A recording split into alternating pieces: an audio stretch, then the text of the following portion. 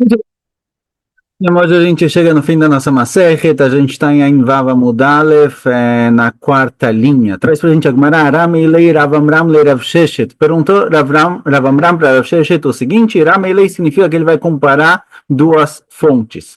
Tanan, a nossa Mishnah diz, Ashipudim ve'askala melabnam ba'ur. A nossa Mishnah diz que se eu tenho shipudim, espetos de churrasco, e a grelha, para cacherizar isso, se isso for usado para comida não kasher, eu preciso cacherizar isso através do fogo, preciso colocar no fogo realmente para queimar, e aí cacheriza. Veatnan, mas a gente encontra uma Mishnah Gabei Koitim, Gabei com relação a Korbanot, Ashapud ve'askela magilam bechamim.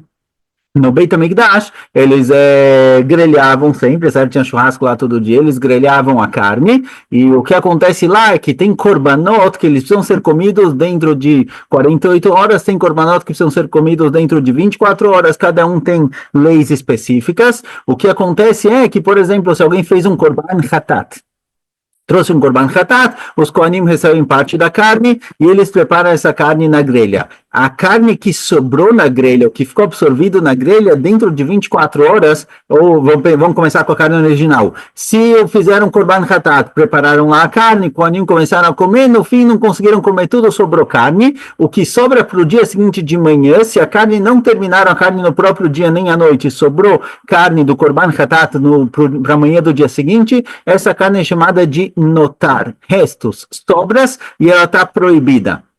Não pode ser mais comido. Então, aparece na Mishnah, o que eu faço com a carne que está absorvida nos utensílios, no espeto ou na grelha? Essa carne, quando chegou o dia seguinte de manhã, se era, por exemplo, um korban hatat, quando chega o dia seguinte de manhã, essa carne está proibida. A carne absorvida no espeto está proibida. Então, a Mishnah diz, com relação a korbanot, que os espetos e a grelha tem que fazer agalá. Então, aparentemente, a cada 24 horas, quando chegava o dia seguinte de manhã, eles faziam um agalá na carne, nos utensílios do Beit HaMikdash, por causa da carne de korban hatat absorvida lá.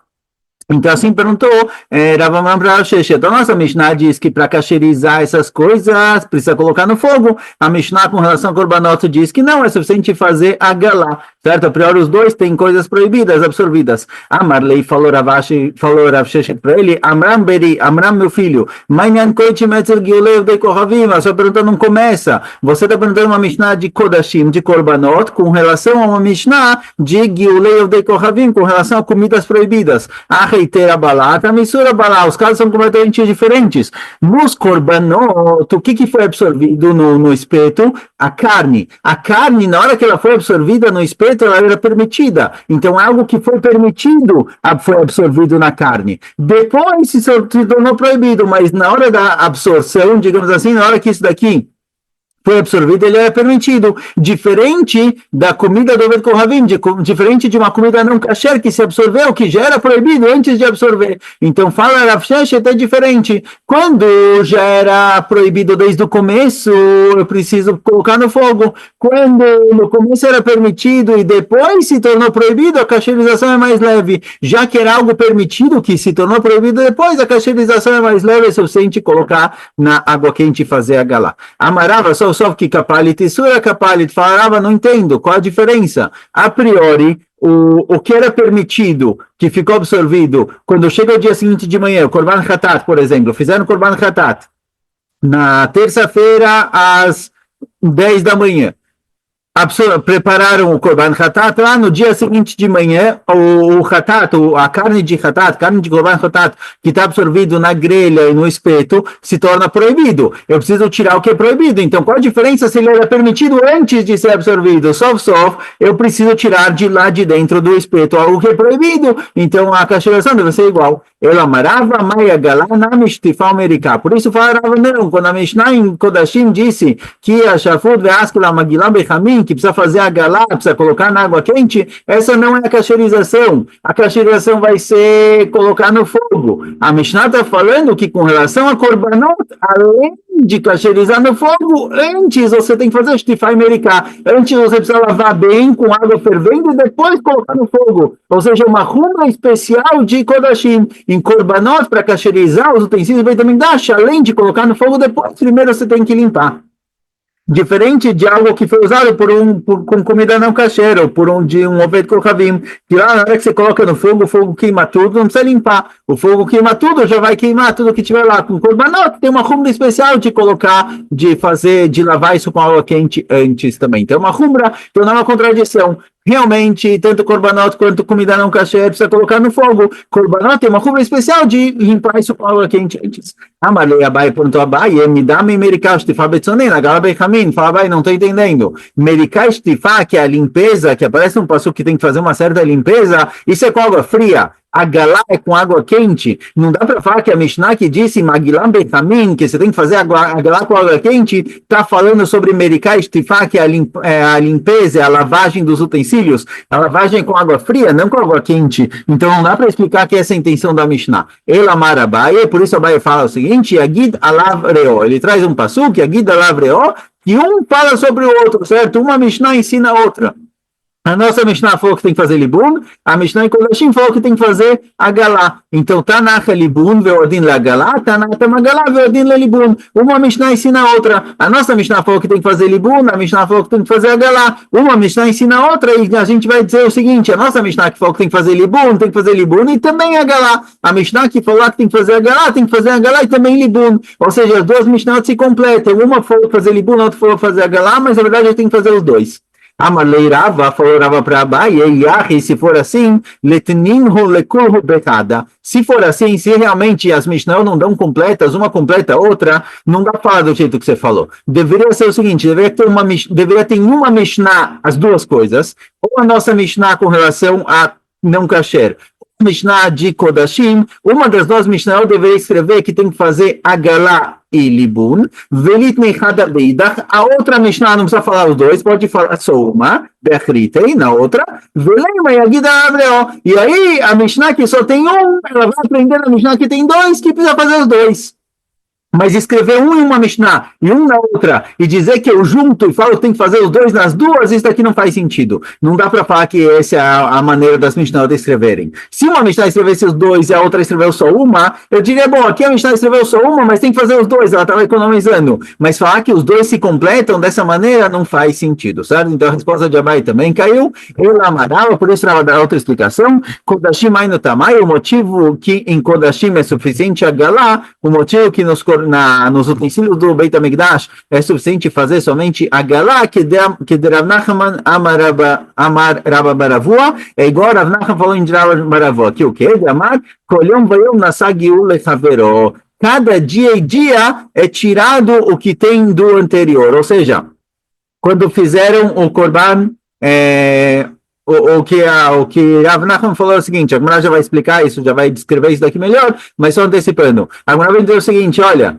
quando você fez o Korban Hatat e ficou absorvido o Hatat no espeto, no mesmo dia tem outros Korbanot, vai ter Korban Shlamim, que Korban Shlamim ele pode ser comido em 2 dias, certo? Tem 48 horas para comer. Então, no Korban Shlamim que você cozinhou, fritou, grelhou depois do Korban Hatat, esse Korban Shlamim vai puxar a carne de Hatat que tem dentro do espeto para fora, e aí vai absorver somente o do Shlamim, ou seja, cada vez que eu reutilizo dentro dessas 24 horas, não é que eles fritavam, grelhavam Korban Hatat e deixavam lá sem uso 24 horas. Estava o tempo todo usando. Então, cada vez que eu uso de novo, ele tira o que está absorvido anteriormente e coloca algo novo. Então, nunca vai chegar uma situação em que tem algo que ficou lá 24 horas e ficou proibido. Então, fala o seguinte...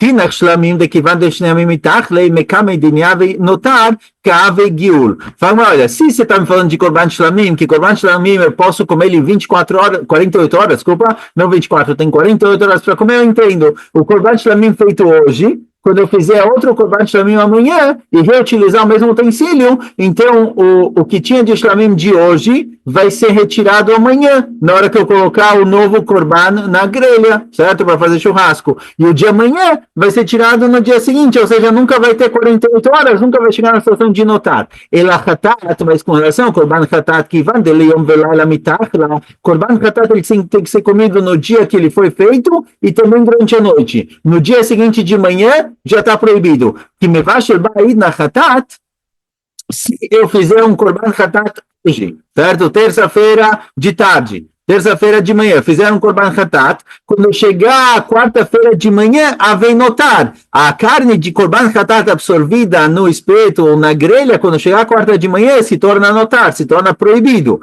porque o que sobrou não foi comido. Que Adar Mevash Bale Machad, quando fizerem Korban Hatat no dia seguinte, na quarta-feira de manhã, o Shlamim, o Hatat, Kapalit, notar de Hatat Beidna, se fizerem amanhã outro Korban, ou Shlamim, ou Hatat, não importa qual Korban vão fazer no dia seguinte, quando forem fazer um Korban Hatat ou Shlamim na quarta-feira, a grelha vai estar soltando o próprio Korban Hatat do dia anterior. Então, se eu tenho um Korban que tem 24 horas, 48 horas para ser comido com um Korban Shlamim, não tem risco. O que fizeram na terça vai sair na quarta, quando fizerem na quarta vai sair na quinta, tem 48 horas, está tranquilo. Mas com relação ao Korban Hatat que não tem 48 horas, eu tenho que terminar ele até o fim da noite, então quando eu fizer na terça-feira à tarde o Korban Hatat e for usar isso de novo na quarta-feira de manhã para o próximo Korban, seja o Shlamim, seja Hatat, vai ter absorvido aqui Korban Hatat de terça-feira, que ele é proibido.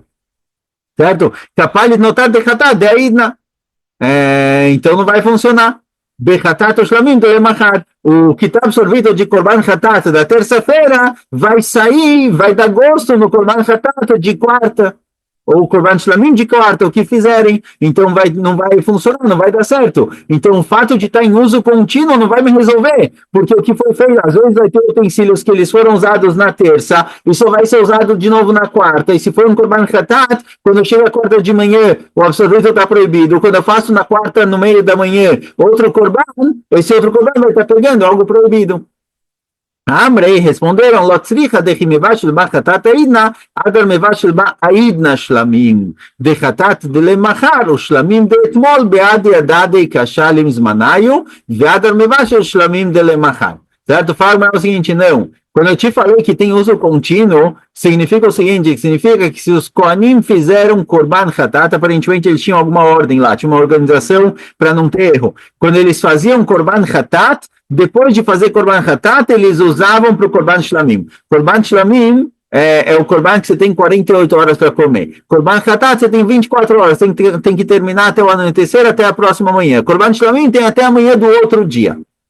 Então faz o seguinte, quando eles faziam Korban Hatat na terça-feira, eles sempre usavam de novo esse utensílio para fazer depois um Korban Shlamim. Então, o Korban Hatat que vai virar notar, que vai virar proibido amanhã, ele já sai no Korban Shlamim de hoje, então de terça-feira. Então, depois que fizeram Korban Hatat na terça de manhã, vão usar os mesmos utensílios para fazer um Korban Shlamim na terça à tarde. E aí, o que tinha de Hatat, que ainda não ficou proibido, porque não terminou o dia, ele vai sair o gosto do espeto e vai ficar no Korban Shlamim que fizeram agora, e aí quando fizerem no dia seguinte outro Korban, só tem absorvido no espeto ou na grelha o Korban Shlamim, que tem 48 horas para invalidar, ou seja, no próprio dia que faziam Korban Hatat, usavam os mesmos utensílios para fazer um Korban Shlamim, então ele passava pelo processo de cacherização no próprio dia.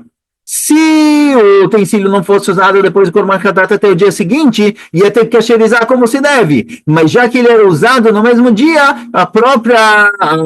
o segundo churrasco cacheriza o primeiro. Então, por isso não tem problema. Mas pergunta a se for assim, se nunca ficava absorvido nada proibido nos utensílios, agalá, na milolibai. Não precisa nem de agalá. A Mishnah em Kodashim falou que tem que fazer agalá. A gente perguntou por que a Mishnah em Kodashim falou que é suficiente fazer agalá. A priori tem que fazer tem que colocar no fogo, e a gente respondeu que o Korban absorvido nos espetos nunca chegava a ficar proibido, ele era sempre usado de novo no mesmo dia, antes de chegar na proibição. Pergunta aí, se for assim, então não precisa nem de agalá. Agalá não precisa, você já cacheirizou? Caixa, realmente é uma pergunta, não tem resposta.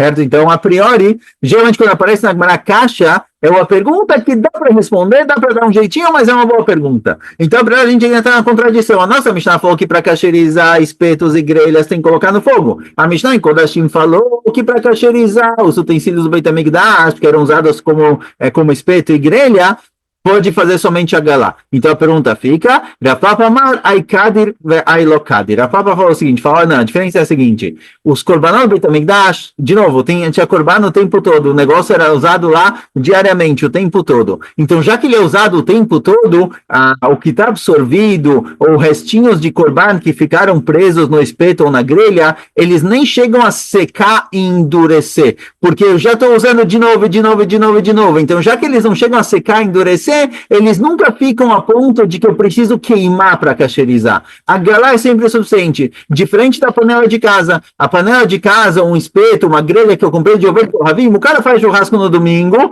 deixa tudo lá sujo, bagunçado. No dia seguinte, na semana seguinte, ele vai fazer outro churrasco, ele dá uma limpada. Mas aí toda a carne, toda a gordura já ficou lá dura, já ficou absorvida e não dá para tirar somente na galá. Realmente precisa queimar. Então, ela vai falar qual a diferença de kodashim e comida proibida, não tem a ver com o tipo de proibição. Se é korban que virou notar, que virou restos do dia seguinte que está proibido, ou se é comida não kasher. A diferença é prática. No Beit HaMikdash era usado o tempo todo, já que era usado o tempo todo, ele nunca se torna proibido.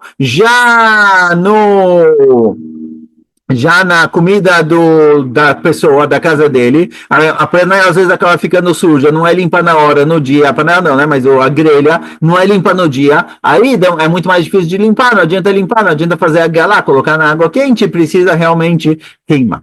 Ravashi fala, Leolam que deu na meikara. Ravashi fala, não, dá para voltar para a resposta original. A primeira resposta que foi trazida para o Sheshet. Achaiteira balá, achaisura balá. Que o Sheshet falou qual a diferença entre comida não kasher que precisa fazer na grelha e no espeto, libun, colocar no fogo, e comida kasher que foi absorvida que depois se proibiu, certo? O korban que era permitido e depois virou notar.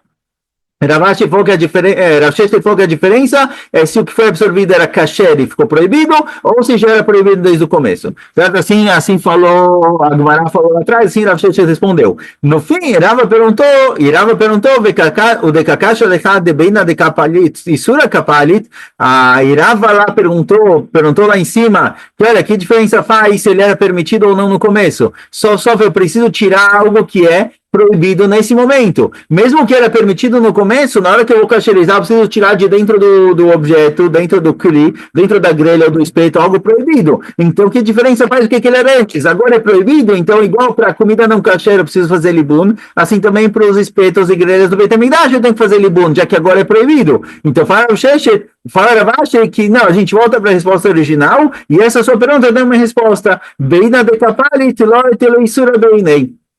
Para Ravashi é diferente. Mesmo que agora eu preciso tirar algo que é proibido de dentro do espeto, não é algo visível. Eu preciso tirar algo que está lá absorvido, é o gosto, não é algo que realmente eu consigo ver e realmente proibido. Então a proibição é menor. Algo que é visivelmente, algo que é proibido, ele é visível, certo? Um pedaço de carne não kasher, isso daqui, se eu preciso kasherizar dessa carne não kasher, que eu estou vendo a carne é visível, palpável, ela está lá, para kasherizar, isso eu tenho que fazer uma coisa mais hamur, uma coisa mais grave, que é libun, colocar no fogo. Mas, algo que era permitido, que ficou absorvido na grelha, ou no espeto, e agora eu quero tirar o absorvido, não é algo que tenha, não é algo nem visível, nem é com microscópio, é algo que está absorvido dentro da grelha, dentro do espeto, eu quero tirar isso, já que ele não é visível, a proibição dele é menor. Então, já que ele não é visível, a proibição é menor, é suficiente fazer a galá. Então, essa é a diferença entre korbanot e comida não kasher. Ponto. Veat kama melabdam. A nossa Mishnah falou que tem que colocar no fogo. A pergunta é, tá bom, passei no fogo e tirei, acabou? Quanto tempo eu tenho que deixar no fogo? Amaravmani atchitashir klipatan. Ravmani fala, olha, tem que deixar no fogo até que ele comece a descascar. Realmente é deixar no fogo até, tem poskim na halachá, na prática, que falam sobre ficar vermelho. Quando ele começa a ficar vermelho, de realmente ele tá como se estivesse derretendo de novo, o metal tá pegando fogo, ele fica vermelho, esse é o momento em que eu posso tirar. Então não é só passar no fogo, é realmente deixar queimar. Vekeitan Magilan, agora quando a gente falou sobre colocar na água quente, como é feita a galá, a maravuna yoraktana betoch yoragdolá. Se eu tenho uma panela pequena, eu pego uma panela grande, encho ela de água, coloco ela para ferver, e aí coloco a panela pequena dentro da panela grande, assim eu cacherizei. Porém, pergunta Gmará, Yorag Dolamai, o que eu faço? Eu tenho uma panela muito grande, eu quero cacherizar uma panela muito grande que não dá para colocar em uma panela maior, que eu não tenho. Essa própria panela é a maior que eu tenho. Como eu faço para cacherizar?